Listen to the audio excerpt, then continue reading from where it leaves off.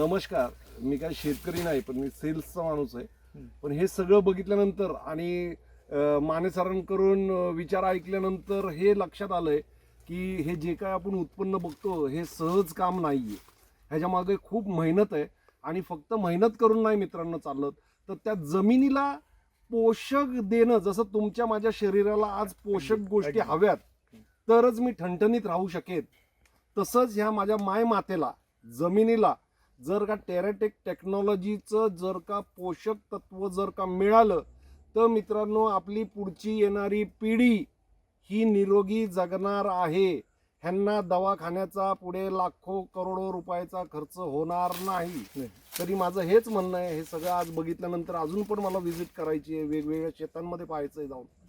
हे बघितल्यानंतर लक्षात येत आहे की आत्तापर्यंत मी काय खात होतो, आत्ता हे लक्षात यायला लागलंय की खरंच ह्यावर अशी तज्ज्ञ मंडळी काम करतायत आणि जमिनीला सुपीक बनवण्यासाठी, भविष्यामध्ये रोगराई न येण्यासाठी, भविष्यामध्ये माऊली माय माता जिवंत राहण्यासाठी हे सगळे प्रयत्न करतायत. मी तुमच्या संस्थेला, तुमच्या कंपनीला धन्यवाद देतो आणि खरोखर अशीच साथ जमिनीसाठी तुम्ही काम करा.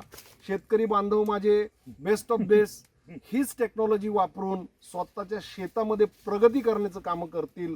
आणि आमच्यासारखी लोकही मित्रांनो, थँक्यू त्या परमेश्वराला ज्यांनी आम्हाला तुमच्यापर्यंत पाठवलं योग्य वेळेस आम्ही आलो आणि आज आमचे डोळे उघडले, जेणेकरून ह्याच्या पुढे आम्ही आमच्या घरात का होईना ह्यांची जी एक छोटी टेक्नॉलॉजी आहे की घरोघरी शेती, एक विषय ह्यांचा मला थोडक्यात लक्षात आला, अर्बन फार्मिंग.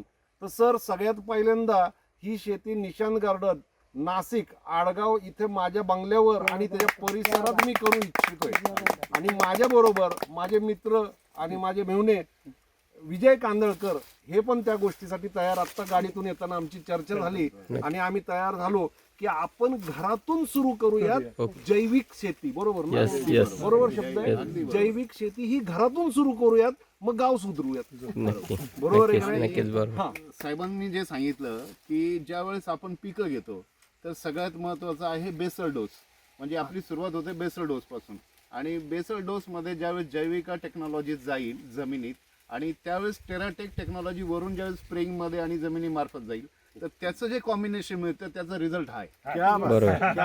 म्हणजे हा मेळ आहे, थोडक्यात हा टेक्नॉलॉजीचा मेळ आहे. आणि आपलं एंड अटेन्शन किंवा आपलं एकच हेतू आहे की आपण जैविक तंत्रज्ञान आणि टेराटेक टेक्नॉलॉजी म्हणजे थोडक्यात ऑर्गॅनिक फार्मिंग आणि रेसिड्यू फ्री फार्मिंग ही आपण भविष्यातली गरज आहे आणि आपण त्या वाटचालीला सुरुवात केलेली आहे.